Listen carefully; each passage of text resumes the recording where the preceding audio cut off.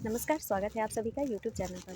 तो चलिए ज़ोरों तौर से लग जाइए शिक्षक बनने की तैयारी में, क्योंकि अगली जो एग्ज़ाम होने वाली है वो अगस्त में होने वाला है, ये तो सभी को पता होगा। और मेरा ओरिएंटेशन ट्रेनिंग चल रहा था, जिसकी वजह से मैं वीडियो अपलोड नहीं कर पा रही थी, लेकिन अब जिस प्रकार से मुझे समय मिलेगा मैं हर रोज़ एक वीडियो अपलोड करती रहूँगी। तो बढ़ते हैं अपने प्रश्नों की तरफ, और आज हम लोग धमाकेदार महत्वपूर्ण 20 प्रश्न पॉलिटी के देखने वाले हैं, बिल्कुल व्याख्या के साथ। ऐसे ही मैं तैयारी की थी, शॉर्टकट रास्ता होता है ये। पहला प्रश्न हमारा है कि संविधान के कौन से संशोधन द्वारा संविधान में नागरिकों के मौलिक कर्तव्य जोड़े गए थे। क्या पूछ रहा है कि किस संविधान संशोधन के द्वारा क्या जोड़ा गया है, मौलिक कर्तव्य को जोड़ा गया है। तो वो जोड़ा गया है, ऑप्शन देखिए, सन 1976 के 42वें संशोधन द्वारा, सन 1978 के 44वें संशोधन के द्वारा। तो देखिए इसका आंसर हो जाएगा सन 1976 के 42वें संविधान संशोधन के द्वारा। अब देखिए अगर यहाँ प्रश्न पूछ लेता है कि किसकी अनुशंसा पर यह जोड़ा गया है, तो इसीलिए मैं बोलती हूँ कि प्रैक्टिस सेट जो होता है वो शॉर्टकट रास्ता होता है किसी भी एग्ज़ाम को क्रैक करने के लिए। और वही प्रैक्टिस सेट आप लोग खरीदिएगा जिसके पीछे एक्सप्लेन किया गया हो, एक एक क्वेश्चन की व्याख्या की गई हो। तो यहाँ पर एक नहीं आपके 4 प्रश्न तैयार हो जाएंगे। तो चलिए इसका एक्सप्लेन देख लेते हैं हम लोग। देखिए व्याख्या देखिए कि सरदार स्वर्ण सिंह समिति की अनुशंसा पर संविधान के 42वें संशोधन के द्वारा मौलिक कर्तव्य को संविधान में जोड़ा गया। यहाँ हमें पता चल गया ना कि किसके अनुशंसा पर, तो सरदार स्वर्ण सिंह समिति की अनुशंसा पर। अब आगे बोलता है कि इसे रूस के संविधान से लिया गया है, इसे भाग 4 के यानी क में अनुच्छेद 51 क के तहत रखा गया है। देखिए यहाँ से आपके कितने बोली थी ना कि एक प्रश्न से आपके 4 प्रश्न पता चलेंगे, यानी 4 प्रश्नों की तैयारी होगी। तो यहाँ से हमें कितना पता चल गया कि एक तो सरदार स्वर्ण सिंह समिति की अनुशंसा पर इसे संशोधन किया गया, 42वें संशोधन के द्वारा किया गया। कहाँ पर, किस भाग में, तो भाग 4 के क में जोड़ा गया है, अनुच्छेद 51 क के तहत रखा गया है। ठीक है, और कहाँ से लिया गया है, तो रूस के संविधान से लिया गया है। ठीक है, आगे प्रश्न बढ़ते हैं। अगला प्रश्न है, भारत का संविधान बनने में कितना समय लगा था। तो ये सभी को पता होगा, कितना समय लगा था, 2 वर्ष 11 महीने 18 दिन लगा था। चलिए इसकी व्याख्या भी देख लेते हैं। देखिए व्याख्या क्या है कि संविधान निर्माण की प्रक्रिया में कुल 2 वर्ष 11 महीने और 18 दिन लगे। संविधान के प्रारूप पर कुल 114 दिन बहस हुई थी। देखिए अब बहस अगर पूछ लेता है, क्योंकि आजकल क्वेश्चन तो आसान पूछा नहीं जा रहा है, टेढ़ा मेढ़ा ही पूछा जा रहा है एग्जाम में, तो 114 दिन बहस हुई थी।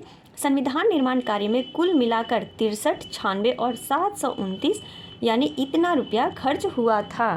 तो ठीक है, तो इस प्रकार से आपको ये भी याद रखना होगा। चलिए अगला प्रश्न की तरफ बढ़ते हैं। अगला प्रश्न है, भारतीय राष्ट्रपति के संबंध में निम्नलिखित में से कौन सा कथन सत्य है।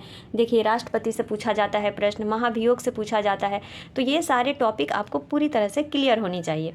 इस बार का अगर एग्जाम आप लोग दिए होंगे तो पता होगा कि हाँ कौन कौन से टॉपिक से सबसे ज़्यादा प्रश्न पूछा जा रहा है।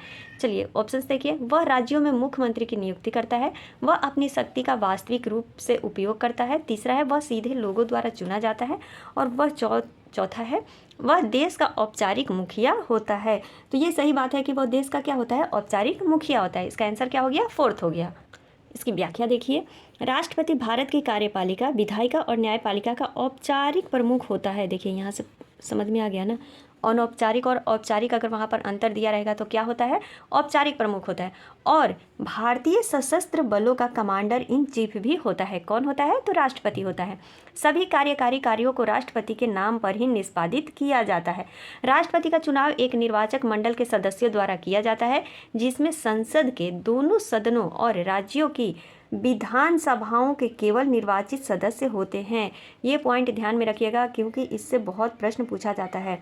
तो राष्ट्रपति का चुनाव क्या है, एक निर्वाचक मंडल के सदस्यों द्वारा किया जाता है। और इसके चुनाव में कौन भाग लेता है, तो संसद के दोनों सदनों और यानी संसद के दोनों सदन कौन हो गए, राज्यसभा और लोकसभा हो गया। और राज्य की जो विधानसभा होती है उसके केवल निर्वाचित सदस्य भाग लेते हैं, विधानसभा के, ना कि विधान परिषद के, राज्य के। ठीक है, तो ये सारे पॉइंट आप लोगों को ध्यान में रखना होगा।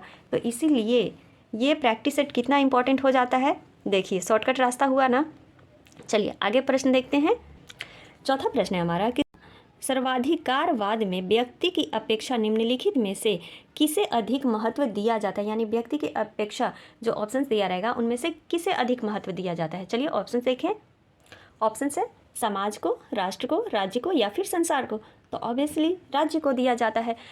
अगला प्रश्न है, सामाजिक आर्थिक उपबंधों का वर्णन भारतीय संविधान के किस शीर्षक के अंतर्गत मिलता है। क्या पूछ रहा है प्रश्न, देखिए समझना बहुत जरूरी होता है कि सामाजिक आर्थिक उपबंधों का वर्णन जो है भारतीय संविधान के किस शीर्षक के अंतर्गत मिलता है। तो किस शीर्षक के अंतर्गत, नागरिकता उपबंधों में, नीति निर्देशक तत्व के अंतर्गत, संघीय व्यवस्था के उपबंधों के अंतर्गत नहीं, कहाँ मिलेगा, नीति निर्देशक तत्वों में मिलता है। अगला प्रश्न हमारा आ जाता है, जस्टिस शब्द जस से निकला है, जस का मतलब यानी जस का संबंध निम्नलिखित में से किस भाषा से है। जस्टिस शब्द का पूछ रहा है तो वो है लैटिन भाषा से। इसका आंसर क्या हो गया हमारा, तीसरा हो गया। अगला प्रश्न है, संविधान के किस अनुसूची में केंद्र और राज्य के मध्य शक्तियों का विभाजन उपबंधित है। तो जितने भी 12 जो अनुसूची है उसको आप लोग ध्यान में याद कर लीजिएगा बिल्कुल ही कि किस अनुसूची में कौन सी बातें कही गई हैं। यहाँ पर तो 7वीं अनुसूची हो जाएगा क्योंकि 7वीं अनुसूची में ही शक्तियों का विभाजन किया गया है। चलिए इसकी व्याख्या देख लेते हैं हम लोग। देखिए, भारतीय संविधान के 7वीं अनुसूची में केंद्र एवं राज्यों के बीच शक्तियों के बंटवारे के बारे में दिया गया है 7वीं अनुसूची में, ठीक है। इसके अंतर्गत 3 सूचियाँ हैं, संघ सूची, राज्य सूची और समवर्ती सूची। संघ सूची में कितने विषय हैं, 100, राज्य सूची में 61 और समवर्ती सूची में 52 विषय हैं। थोड़ा इसको आप लोग देख लीजिएगा, अपडेट हो लीजिएगा, लेकिन मेरे ख्याल से अभी यही सही है। चलिए आगे बढ़ते हैं। अगला प्रश्न है, संविधान प्रारूप समिति के अध्यक्ष डॉक्टर भीमराव अंबेडकर ने किस अनुच्छेद को संविधान की हृदय एवं आत्मा कहा है। तो ये तो सभी को पता होगा, किसको कहा है, तो अनुच्छेद 32 को कहा है संविधान की हृदय और आत्मा कहा है। किसने, डॉक्टर भीमराव अंबेडकर ने। अगला प्रश्न है, सर्वोच्च न्यायालय के संविधान के किस अनुच्छेद समूह से न्यायिक पुनरावलोकन की शक्ति प्राप्त होती है। यानी सर्वोच्च न्यायालय के संविधान के कौन सा वो अनुच्छेद है जहाँ से क्या प्राप्त होता है, तो न्यायिक पुनरावलोकन की शक्ति प्राप्त होता है। तो वो कौन सा अनुच्छेद है, 13, 221 तथा 254। ये अनुच्छेद जो है यहीं से हमें प्राप्त होता है न्यायिक पुनरावलोकन की शक्ति। इसका आंसर क्या हो गया, तीसरा हो गया। आगे बढ़ते हैं। अगला प्रश्न हमारा है, अगला प्रश्न है, हमारे संविधान के भाग 3 में उपबंधित धर्म की स्वतंत्रता का अधिकार की अभिव्यक्ति किस प्रकार की गई है। यानी जो भाग 3 में जो धर्म की स्वतंत्रता का अधिकार है, हमें कितने अधिकार प्राप्त है, 6 अधिकार प्राप्त हैं। तो उसमें जो धर्म की स्वतंत्रता का अधिकार है वो क्या अभिव्यक्त करता है, यानी किस प्रकार से, नकारात्मक, सकारात्मक, 1 और 2 इनमें से कोई नहीं। तो इसका आंसर क्या होगा कि नकारात्मक और सकारात्मक दोनों अभिव्यक्ति करता है। और ये अनुच्छेद किससे किसके तहत आता है, तो अनुच्छेद 25 धर्म की स्वतंत्रता का अधिकार जो है अनुच्छेद 25 से 28 में वर्णित किया गया है। देखिए इसकी व्याख्या। देखिए फ्रेंड्स, मोबाइल से रिकॉर्ड करने में थोड़ा सा इधर उधर हो जाता है तो प्लीज़ इसको मैनेज कर लीजिएगा। और वीडियो अगर पसंद आ रही हो तो चैनल को सब्सक्राइब भी कर दीजिए। देखिए, भारतीय संविधान के भाग 3 में अनुच्छेद 25 से 28 के बीच धर्म की स्वतंत्रता का अधिकार दिया गया है। जैसे अनुच्छेद 25 अंतःकरण की और धर्म के अबाध रूप मानने, आचरण और प्रचार करने की स्वतंत्रता हमें देता है, ठीक है। अगला है हमारा अनुच्छेद 26 क्या देता है, तो धार्मिक कार्यों के प्रबंधन की स्वतंत्रता देता है, यानी कहीं पर भी आप उसका आयोजन कर सकते हैं, इसकी स्वतंत्रता है। अनुच्छेद 27 में क्या कहा गया है, तो किसी भी धर्म की अभिवृद्धि के लिए करों के संदाय के बारे में स्वतंत्रता दी गई है। किसके बारे में, तो कर के बारे में यहाँ पर बताया। और अनुच्छेद 28 में क्या कहा गया कि कुछ शिक्षा संस्थानों में धार्मिक शिक्षा या धार्मिक उपासना में उपस्थिति होने के बारे में स्वतंत्रता की बात कही गई। यानी कहीं पर ही, ऐसा नहीं है कि हर समय या हर जगह पर आप धार्मिक क्या बोलते हैं अपने धर्म का प्रचार कर सकते हैं, ऐसा कुछ नहीं है, कुछ शिक्षा संस्थानों में, ठीक है, अनुच्छेद 28 में कहा गया है। चलिए आगे बढ़ते हैं। अगला प्रश्न है, हमारे संविधान के किस अनुच्छेद में पर्यावरण संरक्षण तथा संवर्धन उपबंधित है। पर्यावरण संरक्षण की बात है। ऑप्शन है अनुच्छेद 48, दूसरा है अनुच्छेद 48 के कम है, अनुच्छेद 47 में, या फिर 47 के कम है। तो पर्यावरण के संरक्षण के बारे में अनुच्छेद 48 के कम में कहा गया है, ठीक है। इसका आंसर हमारा क्या हो जाएगा, दूसरा हो जाएगा। आगे बढ़ते हैं। अगला प्रश्न है हमारा, निम्नलिखित में से कौन सी संघीय सरकार की विशेषता है। अच्छा, विशेषता है यहाँ पर बोल रहा है कि कौन सी है। अलिखित संविधान, शक्तियों का विभाजन, एकल नागरिकता तथा स्वतंत्र न्यायपालिका। तो देखिए यहाँ पर संघीय सरकार की विशेषता क्या हो सकती है, तो एक होगा शक्तियों का विभाजन और दूसरा है स्वतंत्र न्यायपालिका, यानी 2 और 4 इसका आंसर हो जाएगा। इसका आंसर क्या हो गया हमारा, 4th हो गया। संघीय प्रणाली की अन्य विशेषताओं को भी देख लीजिए। देखिए, दोहरी सरकारी राजनीति हो गया, विभिन्न स्तरों के बीच शक्तियों का विभाजन भी हम लोग देख लिए, संविधान की कठोरता, स्वतंत्र न्यायपालिका, दोहरी नागरिकता तथा द्विसदनीय व्यवस्था, ये सब किसकी विशेषता है, तो संघीय प्रणाली की विशेषता है, भारत की, ठीक है। चलिए नेक्स्ट प्रश्न, किस संविदावादी विचारक ने प्राकृतिक अवस्था का चित्रण शांति, सद्भावना, पारस्परिक सहायता और सुरक्षा की अवस्था के रूप में किया है? वो कौन से विचारक थे? हॉब्स थे, लॉक थे, रूसो थे या फिर हेनरी मेन थे? तो वो कौन थे? तो वो थे लॉक। ठीक है, इसका आंसर क्या हो गया हमारा? दूसरा हो गया।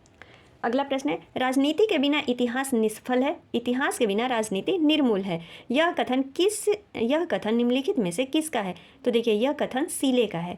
याद कर लीजिए कि राजनीति के बिना इतिहास निष्फल है और इतिहास के बिना राजनीति निर्मूल है। यह कथन किसने कहा है? तो सीले ने कहा है। अगला प्रश्न हमारा आता है कि संयुक्त राष्ट्र संघ के किस सदस्य को निषेधाधिकार यानी वीटो शक्ति प्राप्त नहीं है? बोल रहा है चीन, रूस, ब्रिटेन या फिर जर्मनी। तो किसको वीटो शक्ति प्राप्त नहीं है? तो जर्मनी को वीटो शक्ति प्राप्त नहीं है। इसका व्याख्या देख लीजिए। देखिए, प्रैक्टिस सेट करने का कितना फ़ायदा होता है। अगर आप सब्जेक्टिव कुछ भी नहीं पढ़ रहे हैं तो सिर्फ प्रैक्टिस सेट 2 से 3 यानी अलग अलग प्रकाशन के आप प्रैक्टिस सेट लगा लीजिए और एक सेट को 3 से 4 बार पढ़ जाइए। इतने सारे प्रश्न ये इतने बेस्ट होते हैं। देखिए, संयुक्त राष्ट्र संघ में 15 सदस्य होते हैं, ठीक है, जिनमें से कि 5 अस्थायी और 10 अस्थायी सदस्य होता है। 5 अस्थायी सदस्य कौन है? अब देखिए, यहाँ पर व्याख्या पढ़ने से हमें सारी बातें पता चल गई कि अमेरिका, रूस, ब्रिटेन, फ्रांस और चीन जो है अस्थायी सदस्य हैं। अस्थायी सदस्यों का निर्वाचन महासभा अपने 2/3 बहुमत से 2 वर्षों के लिए करती है। ठीक है, कितनी तिहाई बहुमत से? तो 2/3 बहुमत से 2 वर्षों के लिए करती है। इन 5 अस्थायी सदस्यों को ही वीटो अधिकार प्राप्त होता है। कौन कौन से हैं? जो कि अमेरिका है, रूस है, ब्रिटेन, फ्रांस और चीन को। चलिए अब आगे बढ़ें। अगला प्रश्न है, भारत के महान न्यायवादी की नियुक्ति कौन करता है? देखिए, महान न्यायवादी से तो प्रश्न पूछा ही जाता है एग्जाम में। इस बार भी 2.0 में भी ये पूछा गया था प्रश्न। प्रधानमंत्री, संघ लोक सेवा आयोग, राष्ट्रपति या संसद? तो महान न्यायवादी की नियुक्ति कौन करता है? तो इसका आंसर हमारा क्या हो जाएगा? राष्ट्रपति। कि राष्ट्रपति भारत के महान न्यायवादी की नियुक्ति करते हैं। चलिए इसका व्याख्या देख लेते हैं, क्योंकि वहाँ से हमारे सारे पॉइंट और क्लियर हो जाएंगे। और शॉर्टकट रास्ता भी तो अपनाना है एग्जाम क्लियर करने के लिए, तो हम पूरा इसके बारे में पढ़े नहीं है, तो कुछ पॉइंट को और समझ लेंगे, जहाँ से कि हमारे 3 से 4 क्वेश्चन अन्य बन सकते हैं। देखिए, संविधान के अनुच्छेद 16 के अनुसार, अब अनुच्छेद भी पूछ लिया ना, यहाँ पता चल गया हमें कि अनुच्छेद 16 के अनुसार भारत के महान न्यायवादी की नियुक्ति राष्ट्रपति द्वारा की जाती है। इनमें यह आवश्यक हो कि वह भारत का नागरिक हो, उसे उच्च न्यायालय के न्यायाधीश के रूप में काम करने का 5 वर्ष का अनुभव हो। ठीक है, कितने वर्ष का? 5 वर्ष का अनुभव हो, या किसी उच्च न्यायालय में वकालत का 10 वर्षों का अनुभव हो, या राष्ट्रपति के मत के अनुसार वह न्यायिक मामलों के योग्य व्यक्ति हो, यानी राष्ट्रपति के अनुसार। ठीक है, तो ये सारी क्वालिटी होनी चाहिए एक महान न्यायवादी में। तो यहाँ से हमें कितने सारे पॉइंट मिल गए। इसलिए मैं तो बार बार कहूँगी, भैया मेरी तरह आप भी शॉर्टकट रास्ता अपनाइए। अगला प्रश्न है, स्वतंत्र भारत के प्रथम कानून मंत्री कौन थे? तो वो थे डॉक्टर भीमराव अंबेडकर।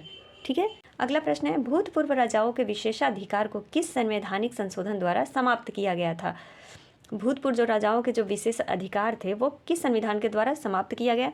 25वां संविधान, 26वां, 27वां या फिर इनमें से कोई नहीं? तो वो 26वें संविधान संशोधन के द्वारा समाप्त किया गया। देखिए, 26वां संविधान संशोधन 1971 के अंतर्गत भूतपूर्व देशी राज्यों के शासकों की विशेष जो उपाधियां थी उसको क्या कर दिया गया?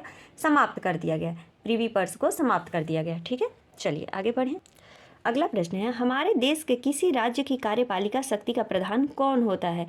और देखिए, देश में किसी भी राज्य की जो कार्यपालिका शक्ति होती है उसका प्रधान कौन होता है? तो वो होता है राज्यपाल। इसका आंसर क्या हो गया? तीसरा हो गया। भारतीय संविधान के प्रस्तावना में 42वें संविधान संशोधन द्वारा कौन से शब्द जोड़े गए थे? ये बहुत प्रश्न पूछा जाता है। तो वो कौन से शब्द थे? तो वो था समाजवादी, धर्मनिरपेक्ष तथा राष्ट्र की अखंडता शब्द को जोड़ा गया था। इसका आंसर क्या हो गया हमारा? 4th हो गया। व्याख्या देखिए कि भारतीय संविधान की प्रस्तावना में 42वें संविधान संशोधन अधिनियम 1976 ईस्वी के द्वारा इसमें समाजवादी, पंथ निरपेक्ष और राष्ट्र की अखंडता शब्द को जोड़ा गया था। तो ये हमारे 20 प्रश्न थे पॉलिटी से। तो मुझे आशा है कि ये सारे प्रश्न आपके हेल्पफुल रहेंगे, चाहे कोई भी एग्ज़ाम आप दे रहे हो। मिलते हैं अगली वीडियो में, तब तक के लिए आप सभी का दिल से धन्यवाद। Thank you.